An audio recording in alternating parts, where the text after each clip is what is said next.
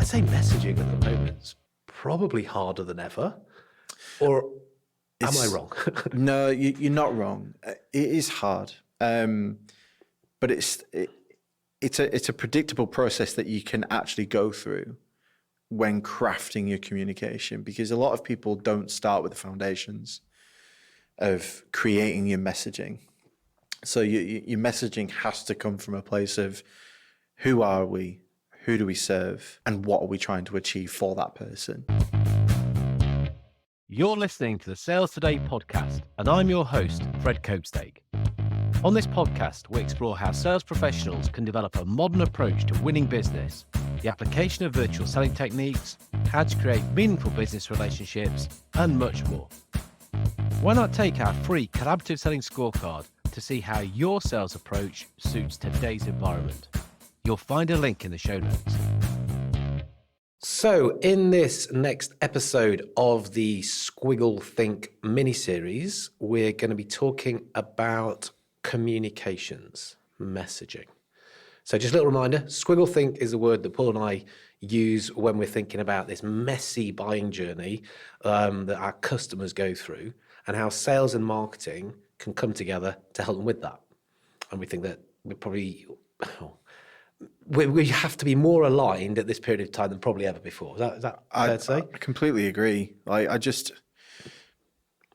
think it's one of those like old world battles, isn't it? I mean, we said it in the first episode, I think, like, sales versus marketing. Actually they need to come together regardless of what the objective is, but they both need to know what the objective is.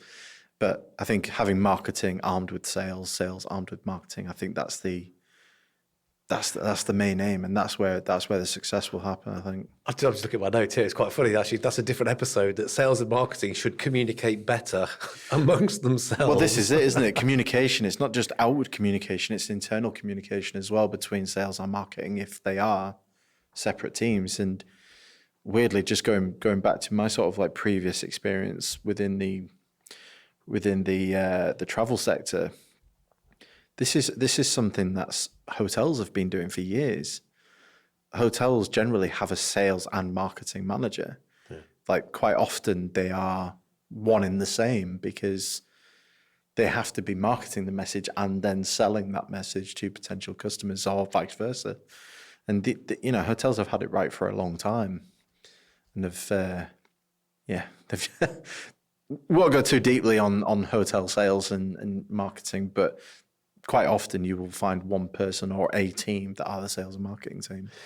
And I wonder if that's then something that some of the kind of newer types of companies, some of the tech companies, some of the SaaS guys are using when they're appointing CROs. Right. So the chief revenue officer has got sales and marketing reporting so they can keep control. Yeah. Or coordinate or just do a better job of the whole go-to-market? Yeah, I think so. We see so many titles nowadays, don't we? Like, chief revenue officer, like chief commercial officer, all those different types of titles and stuff. But essentially, you're trying to achieve the same kind of thing. In an essence, I'm probably like pissing a few people off by saying they're kind of the same, but for me, looking outward to these people who are CROs, CCOs, or whatever it might be, you're trying to achieve a similar-ish objective. You're trying to align those efforts to increase revenue and increase sales. We'd have hoped so, if not. I hope so. Yeah. What's the point? If you. I'm going straight to camera here. If you don't think that and we're wrong, please get in touch. We would be... But no hate mail, dead please. Interested. No, we'd be dead interested. No trolls, thank you. No trolls. But no, hopefully we are kind of on the same page. Yeah, I think so. But that conflict is there. But it's one that... I've been looking forward to this episode, I have to say. The communication one, yeah. Well, yeah, because I want a free course in better communication. Right. Look, Bring my A game. There you go. Fair warning. No, but I don't know if it's one of those things that you shouldn't say because then it becomes negative self-talk and you prove yourself right and all that. But I'd say messaging at the moment's probably harder than ever. Or Am I wrong? No, you're not wrong. It is hard, but it's a predictable process that you can actually go through when crafting your communication, because a lot of people don't start with the foundations of creating your messaging. So your messaging has to come from a place of who are we, who do we serve, who are we and who do we serve, and what are we trying to achieve for that person. And that essentially will become almost part of your proposition, and the messaging is derived as part of the proposition.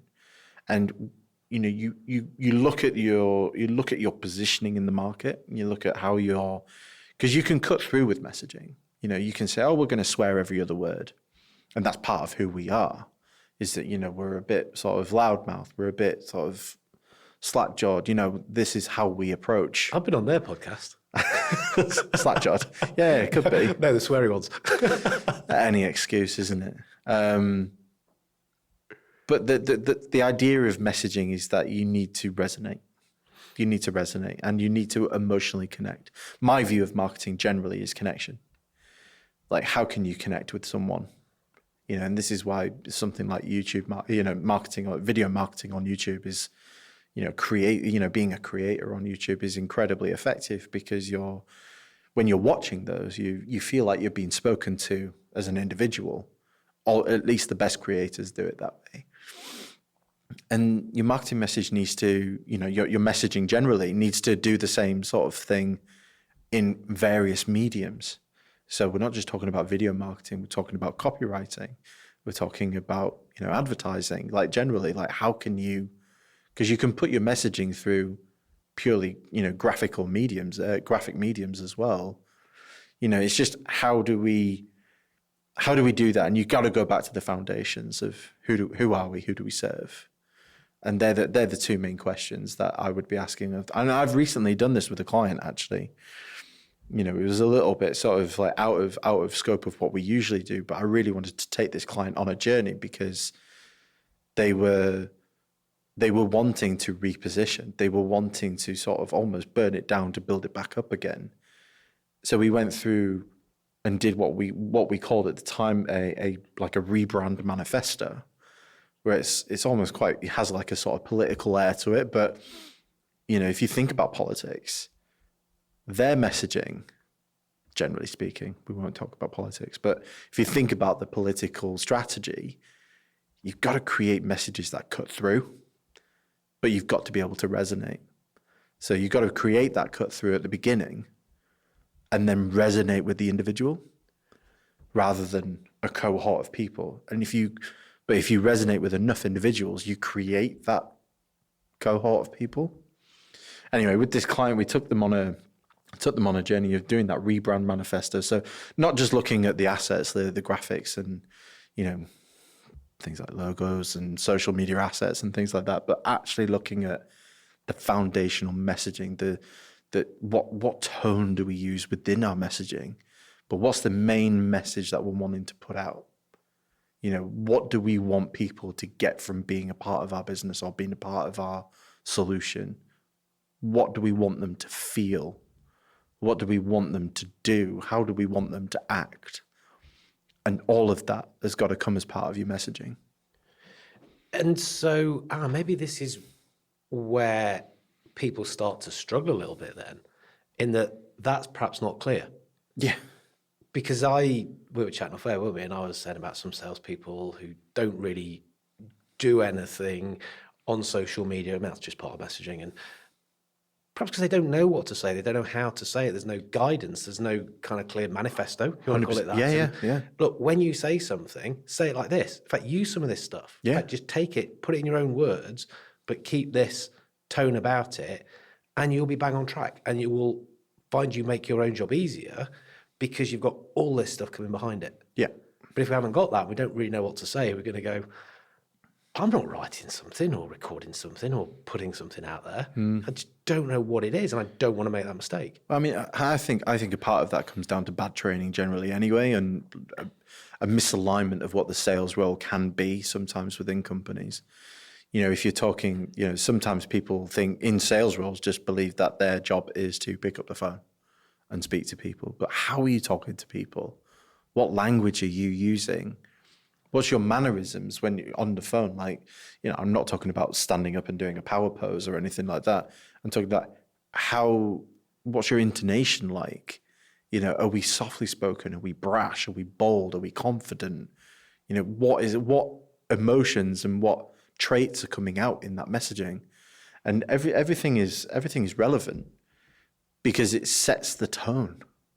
It sets the tone for the company in how you're perceived. Because you talk about messaging and you talk about brand.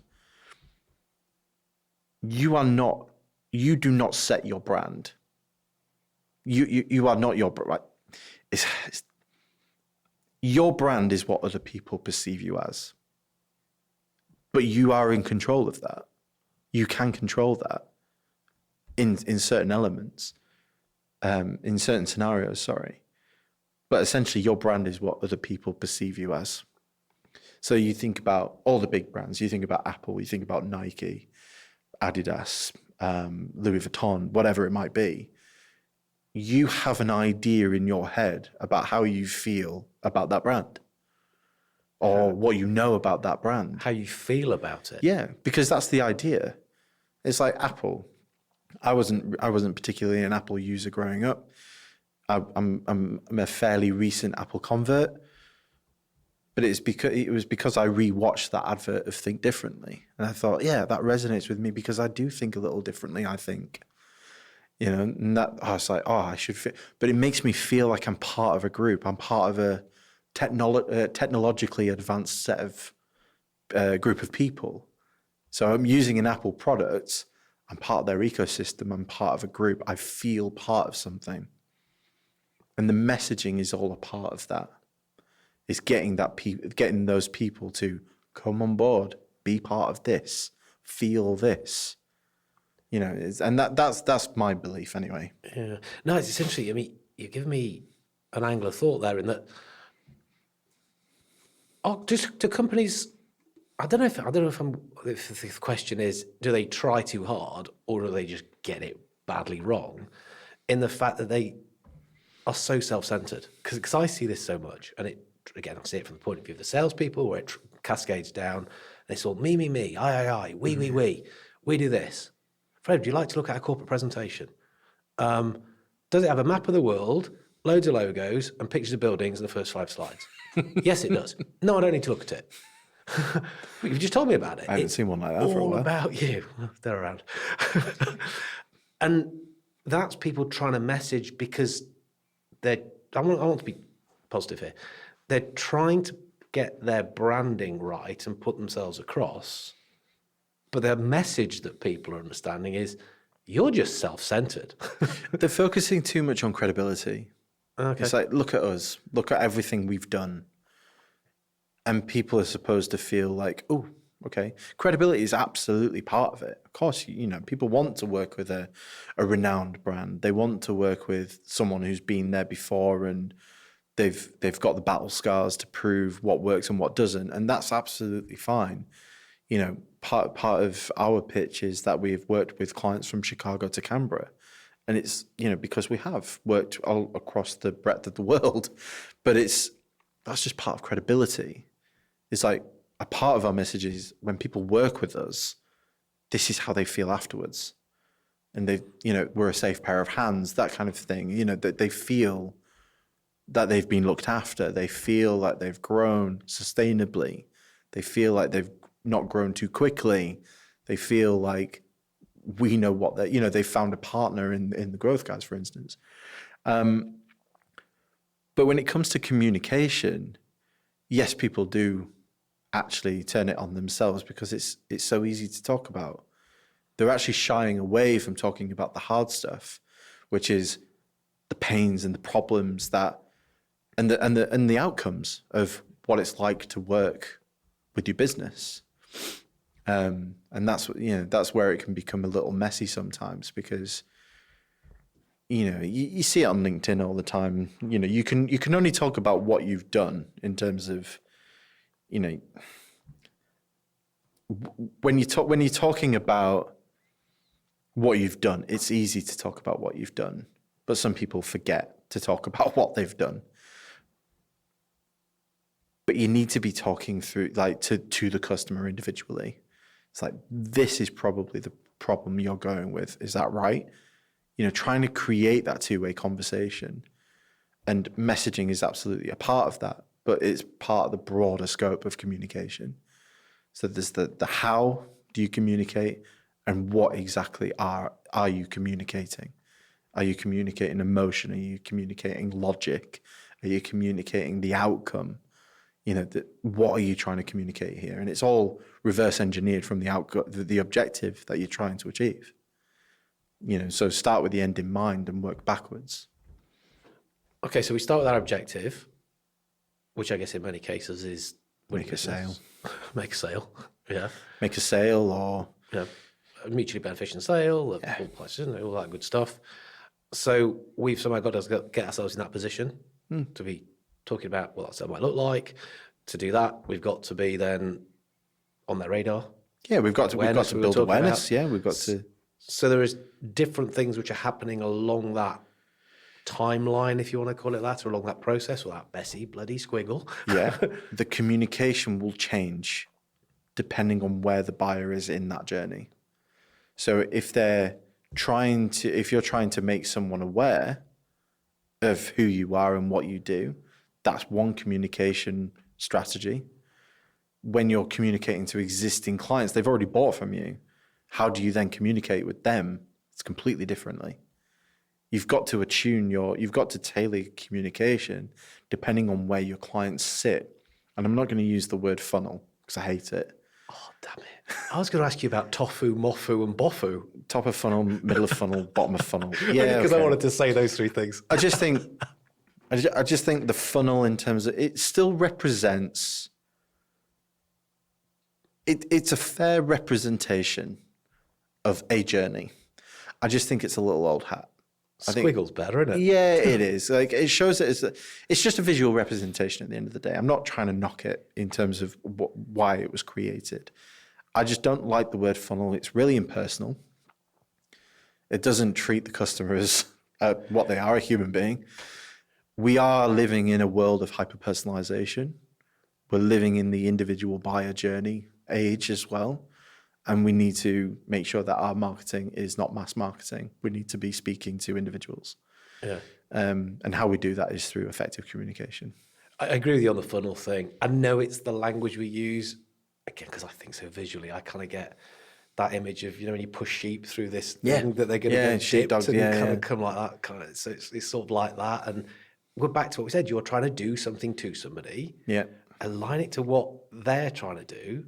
But even that isn't neat. It's the squiggle. So what we're saying is there's this squiggle, the stuff that's going on probably at times along that. Yeah. So just be thinking, right, if they're there, these were the kind of things that they would be responding to and reacting to. But that's easier for us to get our heads around, is that idea of the funnel. Yeah. We can get our head around that. And like I say, I'm not there to knock it so much. I just don't like the word. And that's me. But, many business, it's been around for a long time, so it's served and is serving a purpose, but it's just a visual representation. It's not there to be, taken so far. It's just there to represent. But communication it has to absolutely change depending on where they are in the buyer's journey, and it is their journey. It's not your journey. It's their journey. So sales need to understand this. Sales absolutely need to understand I am talking to somebody who is no awareness. So I've got to be providing stuff just to open their eyes to something. Yeah. Or they're now trying to make sense of it. Here's different information they're going to require they've pretty much decided here. So I need to be careful now what I'm feeding them, because it could be confusing them when they're actually trying to think about implementation rather than I'm still trying to decide here. Marketing are doing a similar thing. And this is where our own conversation kicks off, isn't it? That we're both doing this all the way through all the time. Yeah.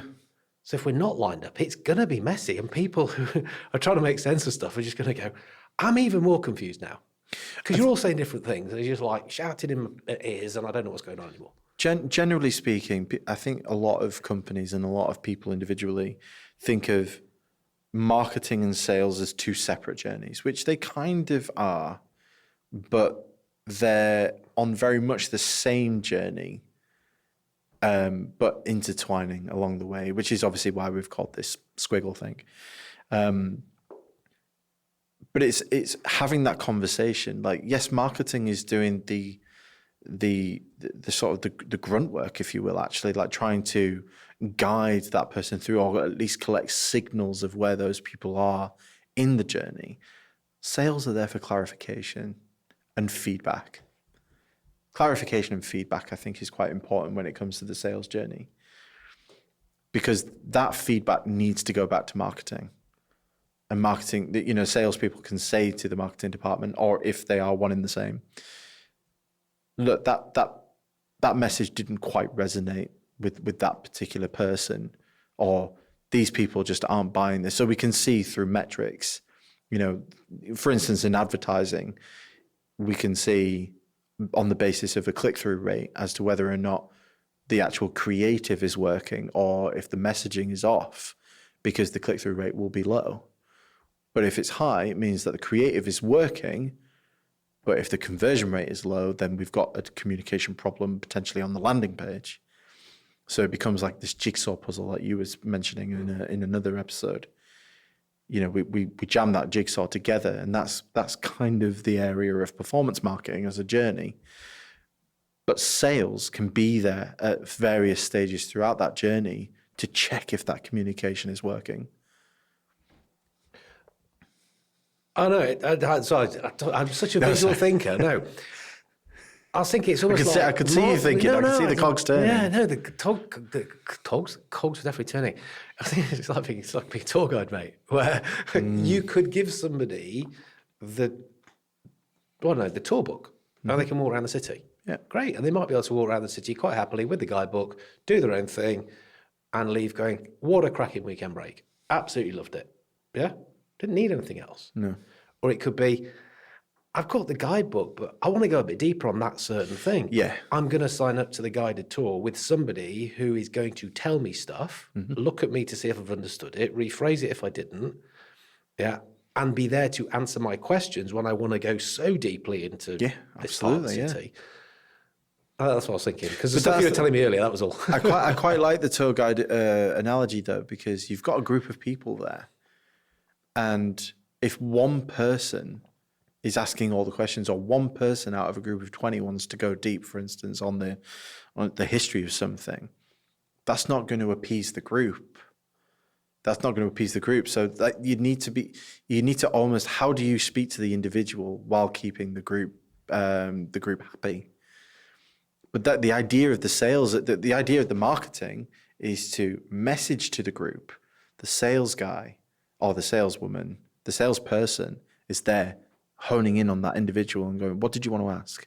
Yeah. What did you want to do? So imagine there's two people there for the group. One person is there for the general information and the map, or the route. Then the other person is there to answer some individual questions. Yeah. And they're both in the know. They both know, but one's generalist, one's specialist. That's where I think the salesperson could fit in very, very nicely, is that they're waiting for those individual questions to come through. And marketing can absolutely do that job through FAQs and things like that, but you can. Yeah. It doesn't beat that. But sometimes people want that one-to-one, and maybe it is on page 17 of the guidebook. Yeah, but people want to hear it explained to them. Yeah, because it might not make sense to them in the tour book, or it might not give them enough depth.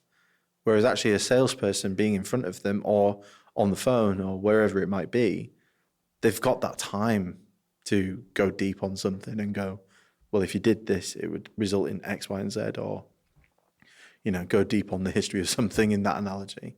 Yeah. So I think that's quite interesting. Let's really kick the arse out of this analogy, because I quite like it now. What, the tour guide? Now that I've made sense of it, yeah. That's why I had to stop and think about it a bit. But what's stopping then, if there's the tour guide and there's the salesperson, there's the guidebook and the tour guide. The tour guide creating some of their own little mini guides that they can use in helping to explain the stuff that they pretty much know people are going to ask. They've done this tour so many times, they know people ask this. From a tour guide point of view, it's bang, you just go into your spiel because you know what it is. But that's the basis of Marcus Sheridan's book, isn't it? They ask, you answer. You know, you over time collect enough questions and you start to see patterns. Yeah. And you create material around it. Now, if a question does come up a lot, so say, for instance, you're running the tour for the first time and you know the general route and the general history and you know enough to tell a group of people about it, and you don't have that secondary tour guide with you to go deep on the history of specific sections, you're not going to be able to cater for all of those questions, but you'll be making a mental note of going, right, I'll remember that next time and include it in the spiel so that it kind of stops people from asking that, and I've already answered their questions ahead of time. Yeah. Whereas actually it's quite effective having that salesperson because it provides that personability. It provides that human touch, which I think is quite essential in sales and marketing generally, actually. Marketing is still trying to create that human element, but trying to do it almost en masse. Whereas the salesperson can be laser focused and they can speak to that one person individually. They can, but I think this is where we start to get more of the crossover. Yeah. In that the salesperson can start to produce some stuff. Absolutely, This is there in the guidebook. Yeah. And I've read the guidebook. I know what it says on all 200 pages. What I'm going to do here is do my own interpretation of a page, and I'm going to put it on my LinkedIn profile or on, that's probably the platform most would use, just to surround myself with some of those pieces of information that I know people will look for. And that then I can point them towards, or they can find me with, or that's just an going to interesting build my credibility. That's so interesting. Yes, marketing creating it, but I'm going to do some of my own as well because it's better for me. And when I get into these positions, I'm in a stronger, kind of almost more credible position because the customer knows it's me who's going to be able to answer this stuff because I already have. Yeah. I like the idea of like the example of the mini guide. You know, you've got your general guide and then you're providing a mini guide, which I guess would be the marketing equivalent of a blog article or, a video, for instance, of a frequently asked question or whatever. But I don't think enough people, salespeople should be potentially creating that content, or at least feeding that back to the marketing department where they can create marketing collateral or blog articles or some great marketing assets based on that feedback. And maybe that's the issue which we're talking about here, is that communication between sales and marketing. They're on the front line speaking to the customers, whether it's sales or internal sales or account management, feeding that back to the marketing department so that they can then go outward and answer those questions. See, I think they should be producing themselves. That doesn't mean they can't produce it back, and the marketing can have a look what the sales guys are producing. Yeah. But ultimately, it's their credibility. It's them who's going to be sitting in front of the customer. It's them who want to have that impact and to have this intelligent conversation and be the go-to person that they want to be attractive to customers. So are you saying then that salespeople should have some good copywriting skills? They should be able to go ahead and write. Yeah, with ChatGPT, they can have it, can't they? They can. An element of it. They need to be careful because it looks, an element. Yeah, take the emojis out and all that, and then take out elevate and navigate and unleash. Navigating the world in the realm of. So let's.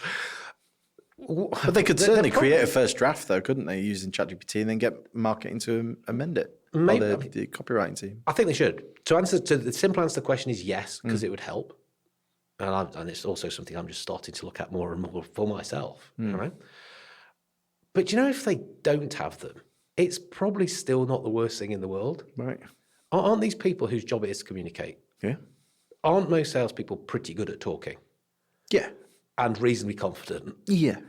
Do most have a mobile phone? Yes. Could they pick it up, look down the damn lens of the thing and say something that's reasonably interesting from a customer's point of view and stick it on the internet? You're delving into something completely different there, though. Video marketing is one of those things that people, even now, the most confident of marketers, once you stick that red light on, once the screen is in front of them, blank, they freeze.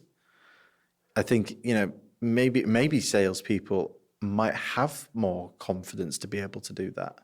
So, yeah. But I mean, I don't know. I'm generalizing. Yeah, but I think people do find it quite hard. Maybe marketers find it hard because, maybe traditionally. And then think everyone else finds it hard. Yeah. Well, I mean, it is a hard thing. It is a hard thing. I'm not taking it away from them actually, sending a message on video or recording a message on video is daunting. It is until you've practiced it and you know what you're doing and you get into the habit of it. Just getting over that barrier, I think. And if you are a bit worried about it, just look at the upsides of doing it. People get to meet you.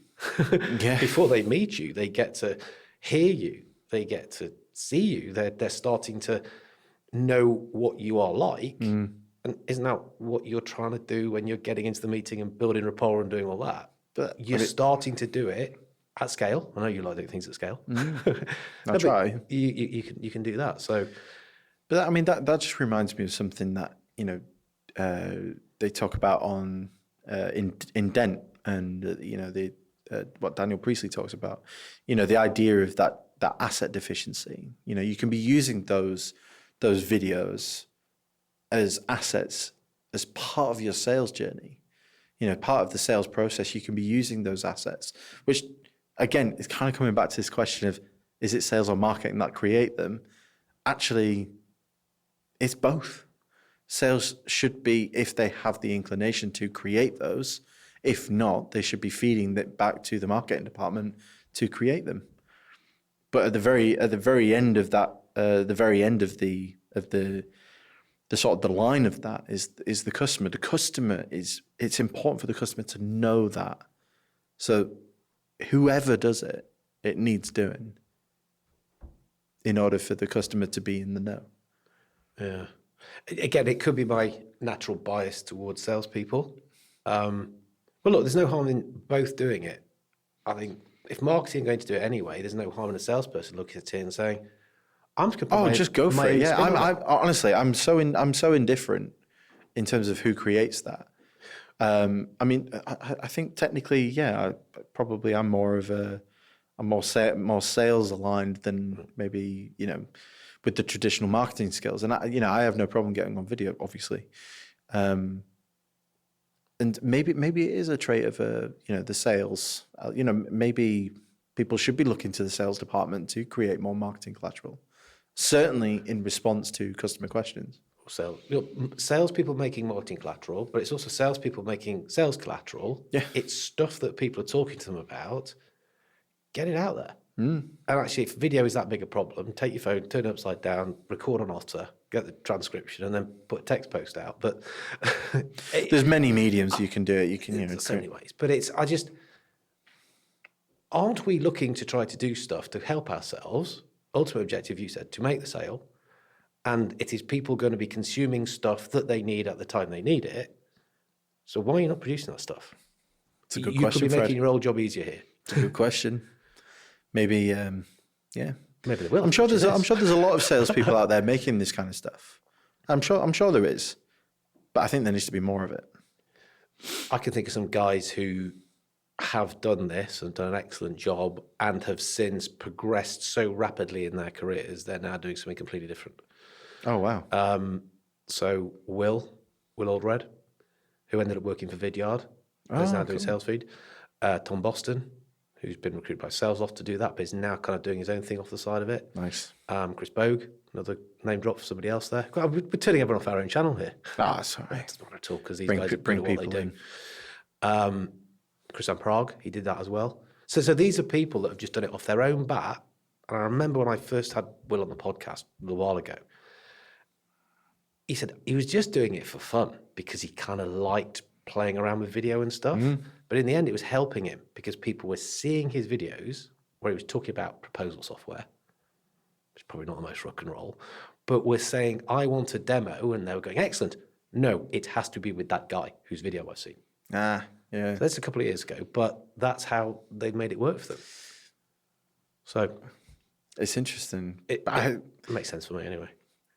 I mean, coming back to the idea of communication, and the idea of actually content, actually, to be honest, I really like the idea of more salespeople, creating content. That I think that should be a thing, and if it's not already a thing, but people should be creating more. Salespeople should be creating more content, quickly as well. Actually, like within probably half an hour of coming off that call. That was a great question, but as I said, this is kind of all been, it's what Marcus Sheridan talks about. Our friends at Jammy Digital, they do a lot of this as well in terms of how they create content, and it's really effective. It's really effective if you're just collating questions and then writing articles or doing videos on those specific questions. You're going deep on those, and there's tangible benefits to doing that in terms of ranking and things like that. So yeah, I like that idea. If somebody's asked you that question, there is probably somewhere else out there. It's your responsibility.